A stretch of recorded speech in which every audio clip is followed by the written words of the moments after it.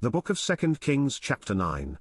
And Elisha the prophet called one of the children of the prophets, and said unto him, Gird up thy loins, and take this box of oil in thine hand, and go to Ramoth-Gilead, and when thou comest thither, look out there Jehu the son of Jehoshaphat the son of Nimshi, and go in, and make him arise up from among his brethren, and carry him to an inner chamber, then take the box of oil, and pour it on his head, and say, Thus saith the Lord, I have anointed thee king over Israel.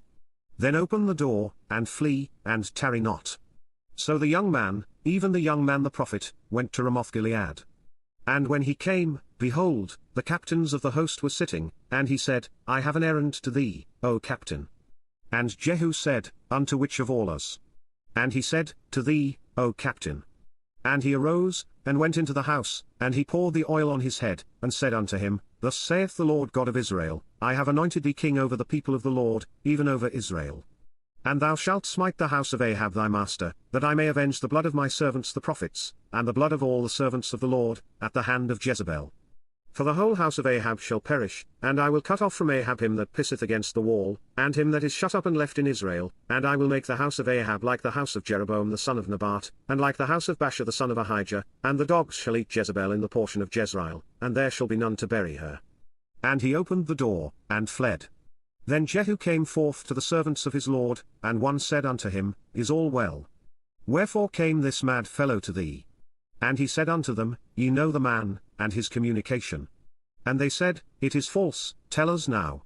And he said, Thus and thus spake he to me, saying, Thus saith the Lord, I have anointed thee king over Israel. Then they hasted, and took every man his garment, and put it under him on the top of the stairs, and blew with trumpets, saying, Jehu is king. So Jehu the son of Jehoshaphat the son of Nimshi conspired against Joram. Now Joram had kept Ramoth-Gilead, he and all Israel, because of Hazael king of Syria. But King Joram was returned to be healed in Jezreel of the wounds which the Syrians had given him, when he fought with Hazael king of Syria, and Jehu said, If it be your minds, then let none go forth nor escape out of the city to go to tell it in Jezreel. So Jehu rode in a chariot, and went to Jezreel, for Joram lay there. And Ahaziah king of Judah was come down to see Joram. And there stood a watchman on the tower in Jezreel, and he spied the company of Jehu as he came, and said, I see a company. And Joram said, Take an horseman, and send to meet them, and let him say, Is it peace? So there went one on horseback to meet him, and said, Thus saith the king, Is it peace? And Jehu said, What hast thou to do with peace? Turn thee behind me. And the watchman told, saying, The messenger came to them, but he cometh not again. Then he sent out a second on horseback, which came to them, and said, Thus saith the king, Is it peace? And Jehu answered, What hast thou to do with peace? Turn thee behind me.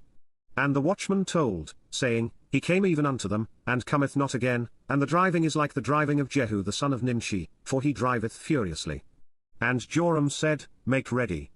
And his chariot was made ready. And Joram king of Israel and Ahaziah king of Judah went out, each in his chariot, and they went out against Jehu, and met him in the portion of Naboth the Jezreelite. And it came to pass, when Joram saw Jehu, that he said, Is it peace, Jehu? And he answered, What peace, so long as the whoredoms of thy mother Jezebel and her witchcrafts are so many? And Joram turned his hands, and fled, and said to Ahaziah, There is treachery, O Ahaziah.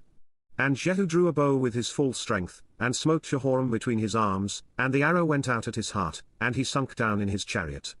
Then said Jehu to Bidkar his captain, Take up, and cast him in the portion of the field of Naboth the Jezreelite, for remember how that, when I and thou rode together after Ahab his father, the Lord laid this burden upon him, Surely I have seen yesterday the blood of Naboth, and the blood of his sons, saith the Lord, and I will requite thee in this plat, saith the Lord.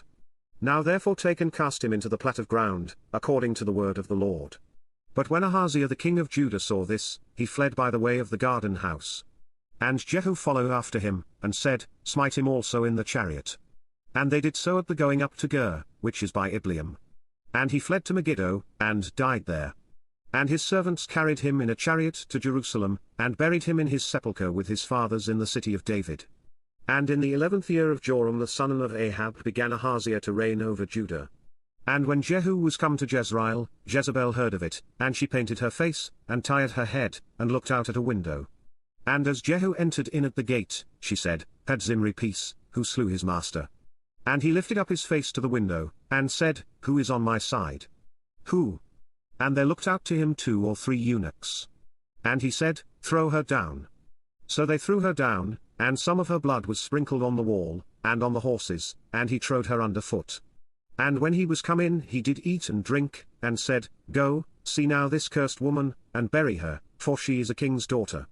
And they went to bury her, but they found no more of her than the skull, and the feet, and the palms of her hands. Wherefore they came again, and told him. And he said, This is the word of the Lord, which he spake by his servant Elijah the Tishbite, saying, In the portion of Jezreel shall dogs eat the flesh of Jezebel, and the carcass of Jezebel shall be as dung upon the face of the field in the portion of Jezreel, so that they shall not say, This is Jezebel.